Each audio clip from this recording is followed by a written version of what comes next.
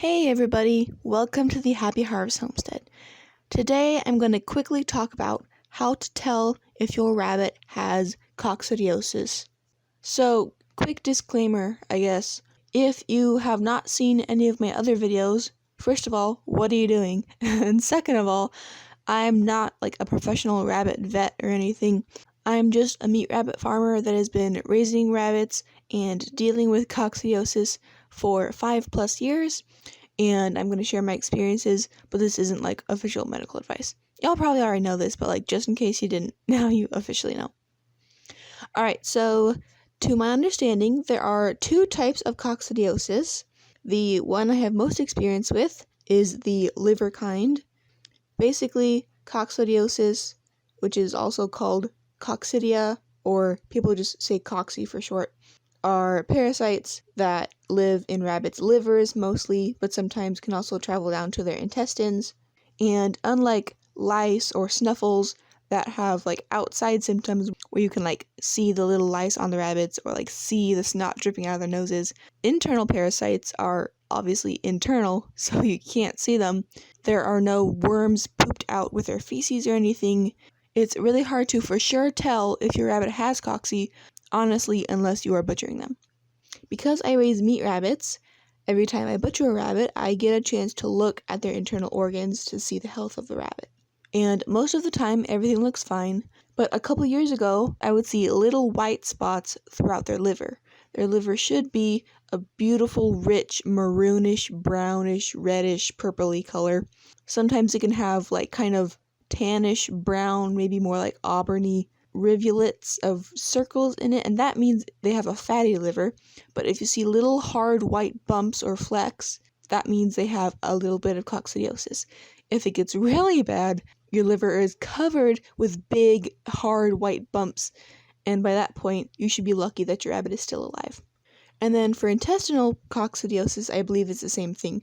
There will be hard white bumps throughout your rabbit's intestines.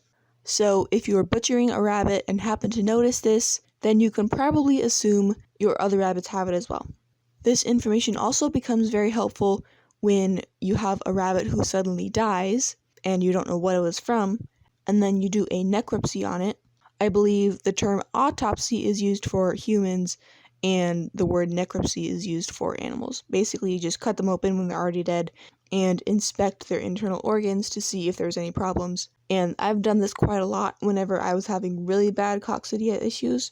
I'd find a dead rabbit in the colony and cut it open, and sure enough, its liver would be heavily speckled with hard white little bumps. So I'd go, aha, it's coccidiosis, and then I would treat the rest of my rabbits accordingly. So necropsies are the only for sure way to tell if your rabbits have cocci. Well, I guess you could like take fecal samples and send it to a vet and stuff. But like honestly, what meat rabbit breeder has the funds and the time and the ability to do that all the time? I don't know. I'm definitely not one of them. I mean, maybe if like you're a huge producer and you have like thousands of rabbits, it'd be worth it, but for most of us, that is just not an option. But sometimes cutting open a rabbit and looking at its guts is not a feasible way of diagnosing coccidiosis, because obviously then the rabbit is dead and you can't treat it or save it.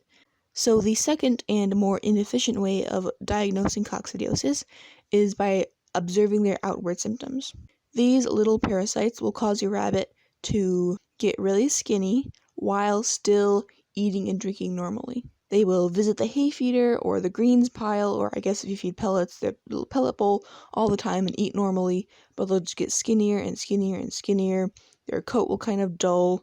Sometimes they can have diarrhea. This is especially common for younger kits, but in my personal experience, most of my rabbits who had cocci did not have diarrhea, so that's kind of a hit or miss symptom. And then the final stages are lethargy. They'll kind of like sit in a corner and not move. Sometimes they'll kind of convulse a little bit for a few minutes and then kind of look like they're gonna go to sleep and they'll keel over and they'll just die. It's actually pretty sad to watch. Now, meat rabbits are prey animals. Over the centuries, they have developed the capability of hiding their illnesses very well. They will look perfectly healthy and act perfectly healthy until they physically just can't do it anymore. because in the wild, predators like to pick off sick animals. So showing that you're sick will likely get you killed a lot faster than if you hide your sickness, and then maybe you'll get better from it and continue to live. And our domesticated rabbits have inherited this trait from their ancestors, so it's really hard for us farmers to tell when they're sick because they go from seeming perfectly healthy to all of a sudden, sometimes overnight, convulsing on the ground and dying.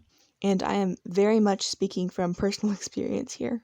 But if you do have maybe a more hardy rabbit who is holding off the sickness enough to be able to show symptoms for long enough for you to notice it and then do something about it early enough to cure them and get their parasite load back to a normal level, then an extra big hooray for you.